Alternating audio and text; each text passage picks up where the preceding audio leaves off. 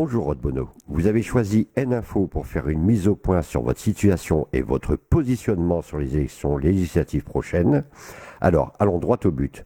Vous vous présentez comme candidate, on le sait depuis des mois, et là, on apprend que vous êtes suspendue de l'UDI. Qu'est-ce qui a justifié cette mesure ? Alors, ce qui a justifié cette mesure, en fait, c'est l'aboutissement de tout ce contre quoi je me bats depuis fort longtemps, les manœuvres politiciennes, les coups tordus, les pressions de plus en plus fortes, les appels téléphoniques. Voilà, je suis un électron libre, j'aime la politique honnête, claire, avec de vraies valeurs, et j'ai été jusqu'au bout de ce en quoi je crois, c'est-à-dire le fait qu'il faut une politique autre que toutes ces manœuvres politiciennes qui viennent essentiellement de Paris. Je vous explique un tout petit peu. Donc, j'ai été candidate aux législatives. C'est vrai qu'il y a eu une commission nationale d'investiture qui s'est réunie. On m'a appelé un certain nombre de fois pour me dire qu'il y avait des pressions en tout genre. On m'a parlé de primaire. Après, on m'a dit que les pressions étaient trop fortes. Je n'ai plus voulu entendre parler de ça et je me suis dit, quel que soit le résultat, en fait, le candidat qui sortira, j'irai jusqu'au bout. Je pense il est grand temps de faire une politique tout autre, une politique honnête, claire. Outre ceci, il y a eu tout ce qui était présidentiel et les affaires dont on a tant parlé. Là aussi, je pense, et c'est vrai que pour moi ça a été un vrai bouleversement de découvrir toutes ces affaires qui sont sorties, je pense qu'il est temps d'avoir un chef d'État avec une aura, une honnêteté, un charisme et surtout qu'il puisse avoir les moyens d'agir. Or, je pense qu'avec tout ce que c'est dit, tout ce que nous avons appris, on n'était plus dans ce cas-là. Donc c'est vrai que là aussi, je suis rentrée un petit peu en opposition avec tout cela. J'ai manifesté mon opposition en refusant de participer à un soutien pour François Fillon. Son rapport à l'argent me révulse. En quelques mots, ça revient à ça. Et ce manque de respect vis-à-vis de ceux qui travaillent et qui gagnent peu me gêne profondément. Donc j'ai refusé, mais c'était personnel et ça ne regardait que moi, de participer, de signer sur le carton d'invitation pour ce débat. Et ceci a valu une lettre du mouvement LR au sein de l'UDI pour demander mon éviction. Et en fait, en tout état de cause, je suis suspendue depuis quelques jours. Alors justement, soyons clairs, vous êtes suspendu ou vous êtes exclu du DI ? Je suis suspendue. Et dans tous les cas de figure, on verra après, il y aura de toute façon une réunion de la CNAT et puis peut-être une exclusion. Mais pour l'instant, je suis suspendue. Et de toute façon, il m'appartenait à moi d'aller jusqu'au bout de ce que je pense être bien, c'est-à-dire la défense aussi de toute la fédération que je représente. Cette fédération est perdue, a terriblement souffert de ce qui s'est passé au sein de la Commission nationale d'investiture et il m'appartenait, moi, en tant que présidente, de montrer qu'il nous fallait une politique tout autre. Alors justement, qu'en pensaient les membres de votre fédération qui vous ont réélu à l'unanimité en juin dernier de cette mesure ? Avez-vous eu des retours ? Êtes-vous nombreux à vous positionner comme vous ? Alors, la fédération que je représentais, qui était nombreuse, a profondément éclaté.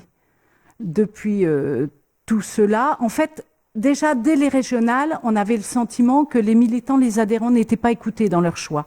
Et ceci a été réitéré lors du choix de la Commission nationale d'investiture. Le candidat qui a été choisi au sein de l'UDI ne correspond pas à ce qu'on voulait faire remonter dans les desiderata des adhérents, c'est-à-dire un homme de terrain, un homme pas quelqu'un de parachuté, quelqu'un qui connaît bien son terrain, qui le maîtrise, qui se donne à fond, et on n'était pas dans ce cas de figure. Et pourtant, nous avions de nombreux adhérents, militants et candidats qui correspondaient à ce profil-là. Donc c'est vrai que c'était difficile pour eux d'accepter encore ce choix qui réitérait le choix qui avait été fait pour les régionales.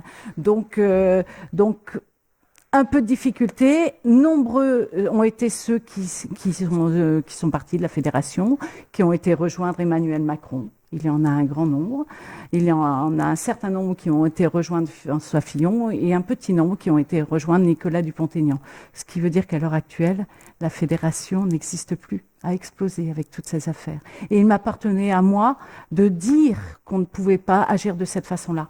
Et dans ce geste, je l'ai manifesté lors du Conseil national.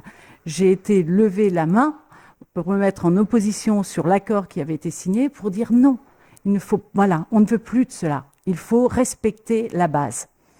D'accord, mais vous maintenant, quel est donc votre positionnement concernant l'élection présidentielle?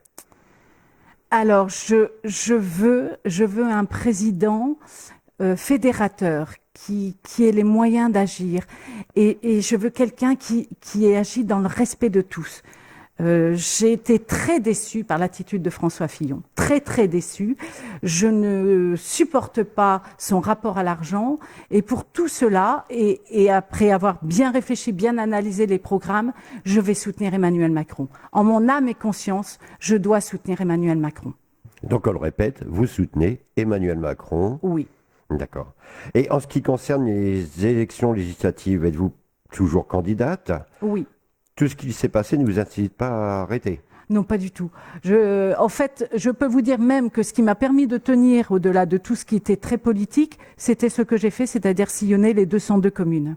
Voilà, le terrain, le contact avec les personnes, je pense que c'est ça, l'homme politique ou plutôt la femme politique que l'on attend pour demain.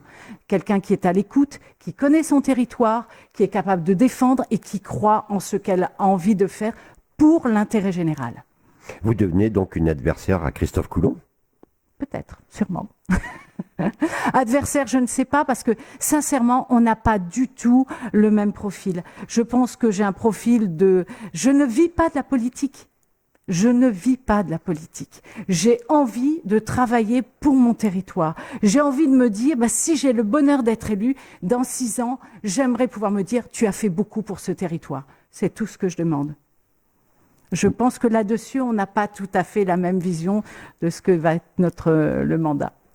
Voilà, c'est dit. Donc on apprend que Aude Bono va voter Emmanuel Macron, que la fédération UDI a explosé.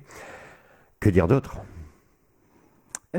Qu'il est temps de faire de la politique autrement et qu'il est temps de réconcilier tous les Français et il est temps d'avoir enfin une France forte, novatrice, dans une Europe forte. Merci Aude Bono. Merci.